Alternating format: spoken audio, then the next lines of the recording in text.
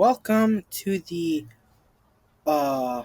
Staircase Podcast, or what we'll now refer to as the Water Podcast. Thanks to my dubious drink, like ASMR time.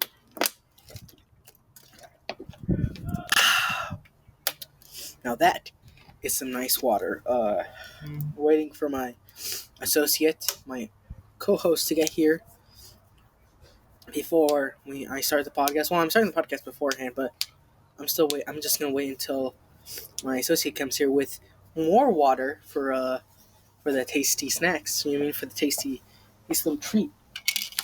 All right, he's here, the button man himself, Kalik Santos. Introduce yourself. Hi, I'm Kalik Santos. Middle name's Mateo. Yes, my initials are KMS. That's lovely. Got me some warm water from the warm water ports. Thank you, Peter the Great. Now, speaking of warm water ports, let's go on to our first subject, Tom Ritchie. All right. Tom Ritchie. All right. I'd like to know, what's your opinion on Tom Ritchie and his videos, right?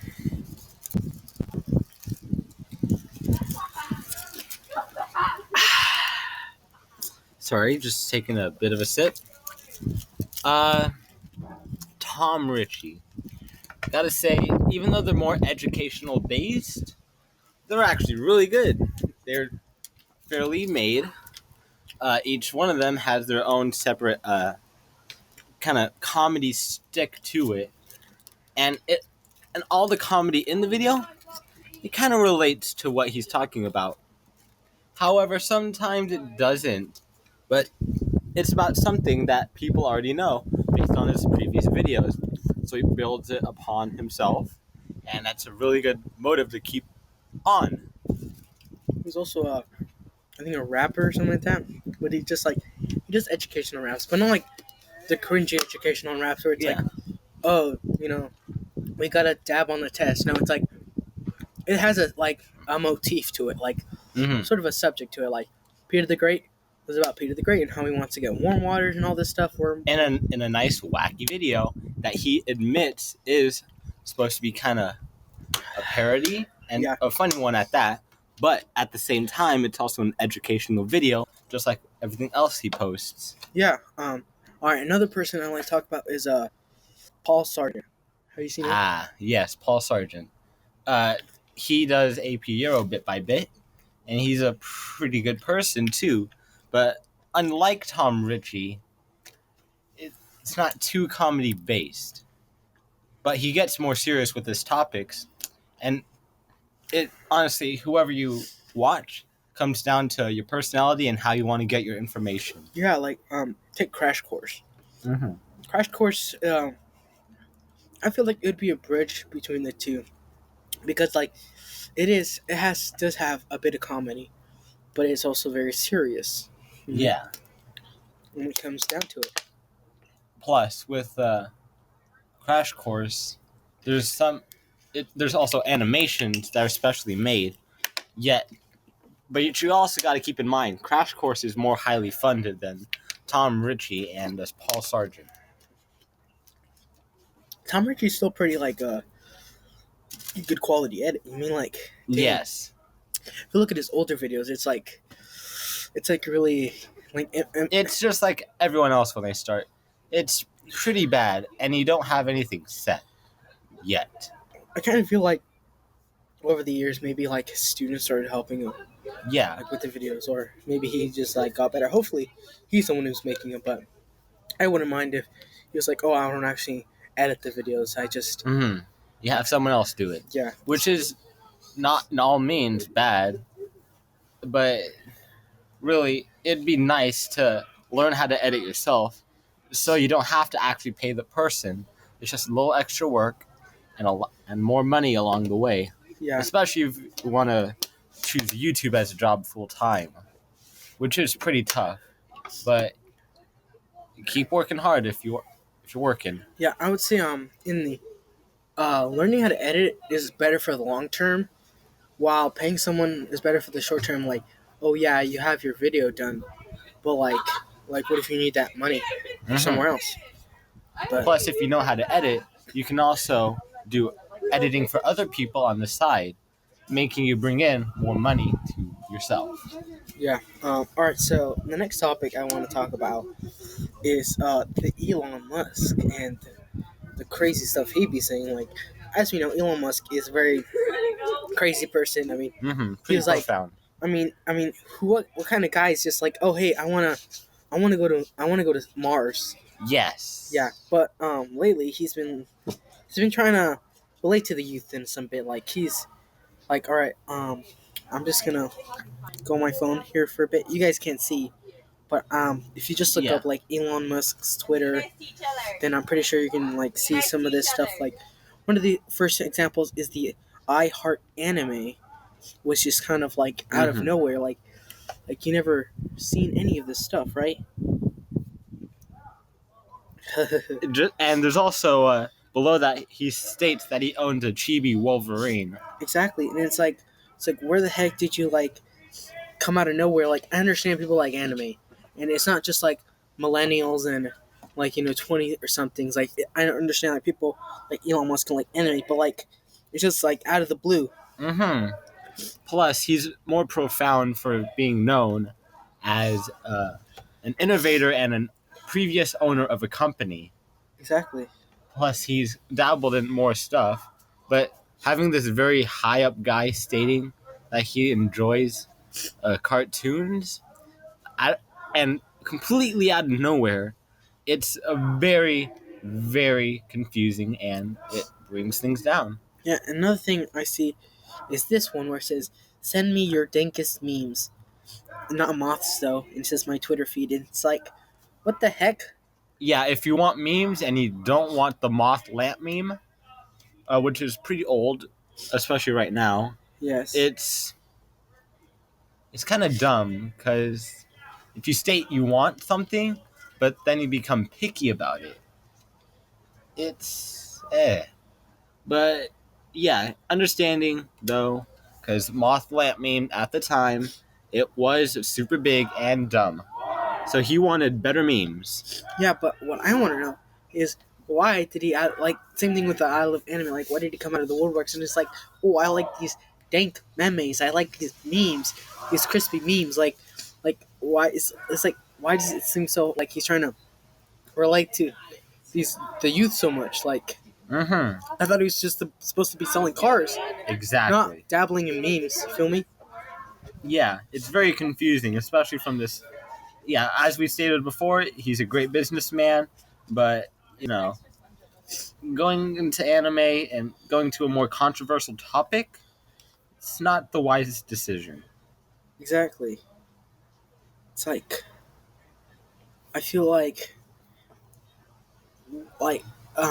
memes have survived a lot over the years. Like, for instance, let's look at someone like Bongo Cat, Bongo Cat. Bongo Cat has survived. Like, it's still doing it's still pretty doing pretty fine.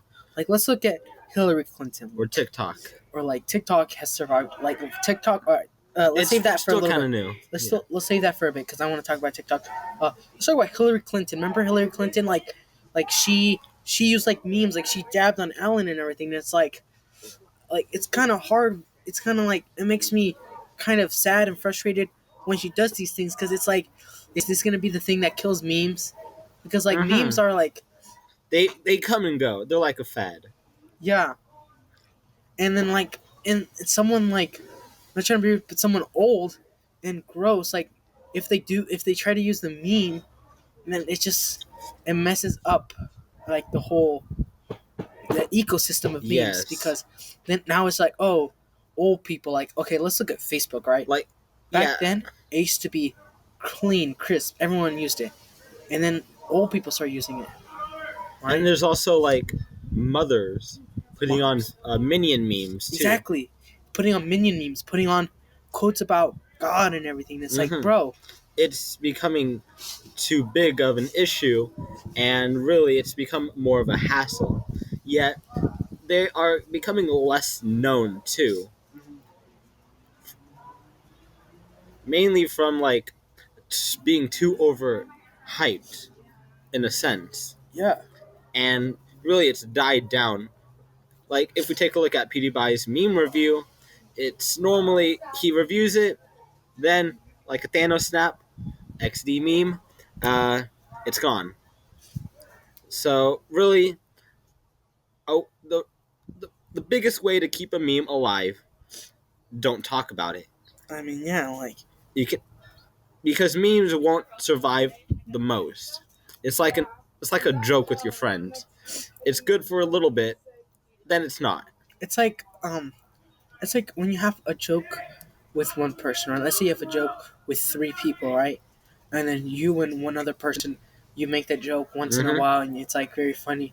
But then that third person keeps constantly bringing the joke up and Yes. talking about the joke and basing his personality around the joke, and then it's like, well, that joke's not funny anymore because you just keep bringing it up. And the joke is still funny because once the joke dies, and it's like years later or something like that, and then you retell the joke, you laugh at it. Exactly. It sometimes looking back at older memes, it takes you on a nostalgia trip, and it's nice.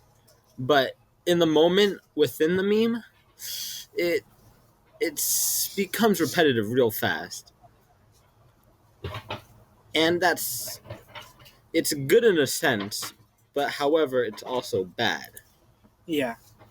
Now, I want to talk about TikTok, the holy grail of new memes, right? It's like As of late. as of late, like as of this date, it's like a holy grail. If you hear this later, I don't know, maybe TikTok will be dead. It will be bought by like Elon Musk and shut down or something like that. I don't know. But But if it is, feel free to come back and comment. Hey, TikTok's dead. yeah, Rest in peace. talk about how TikTok's dead and how they brought back Musically 2.0 or something like that. But TikTok are now like, all right, let's talk about the history of TikTok, aka Musically 2. Basically, TikTok is just Musically 2. However, it also has a component to it. So originally, Musically was this thing where you just do these cringy sing lips, right? Yeah, it's essentially an app where you can sync your lips to any song. It's karaoke, but shared with everyone. Yeah. And like they would do certain things to make it cringy, like be furry or something like that. Or just it's just moving your phone around and doing karaoke. Like you're not even moving your body; you're just moving your hand to make it look like you're moving your body. So basically, that's how it happened, right? But then when TikTok was introduced, when TikTok bought Musically and shut it down and like integrated it, whatever. Or it's more like they previously owned it and then they got it back. No, wait, TikTok bought Musically, Oh yeah. and so then they shut Musically down, and so then they took the Musically format and they reinvented it. But they made one fatal mistake: is that they let you duet. Like basically, duet is basically when two people do a TikTok or Musically whatever at the same time, and it keeps kind of like a conversation. And it's kind of like and you don't have the original person who made the TikTok has no say in whether they can duet with someone or not. Yeah, and I think that's how they felt because in Musically, you had to get permission, but in TikTok, they allowed it. Which I mean, in the beginning, it was just it was just like pure cringe and like people would duet and everything, but it was like they did it unironically, like they would actually want to do it, but then like when people saw it, they were just like, hey, wouldn't it be funny if we duet with these people, but actually not do what was intended. You mean? Mm-hmm. And that's how the TikTok revolution was born. And I think that TikTok is just a mixture of honestly, Musically, which I mean it really is, and Vine, something that died in like 2016 or something like that. And so then I'm just like, oh, so basically this is Vine 2. Not only is this Musically 2, but it's also Vine 2 Mm-hmm. because it allows you to make like these short videos of people just doing stupid stuff, Exactly. which is Vine's original purpose. Oh, and so then it's just like wow, and it brings in this like plethora of memes. Are you want to talk about the memes? Uh, Memes. Okay, yeah, sure. So with the memes, there's some where it's like, oh, haha, it's a song, and there's some with one known, I believe I don't know the name of it, but it kind of goes like, I'm in love, somebody got these strange world habits. And it's just some girl trying to reject a kiss, but then being pulled into a kiss. And then that's when things turn sour. Because when they go in for the kiss, there's usually a guy doing some ridiculous thing, like having a toothbrush and just brushing her teeth, and she's just going in, and it's kind of bad. Yet, with these, they're also pretty funny as well, because there are some which is there's a version of it which I've seen where it's that, but they pull in and they punch her, and she actually responds to it. So it's one of those where both people are involved, and those are pretty fine. Now there's a different one, if I can remember correctly. Uh, there's mainly TikTok and duets. They mostly consist of Fortnite dances in particular, like the Fortnite default dance, the hype, Orange Justice, and many more. Uh, and it's usually as a joke against a person, like talking about something super sad, like my mom died in the highway, and there's the girl on the right saying that, while the person on the left is just doing a Fortnite dance to it. It's kind of mean, but also pretty funny. Now there's another one where there's a woman which appears to be starving and begging for food, and people who duet it are, yeah, they're throwing away food, they're just eating food, having a whole buffet, just recording their fridge. They're just like laughing. Mm-hmm.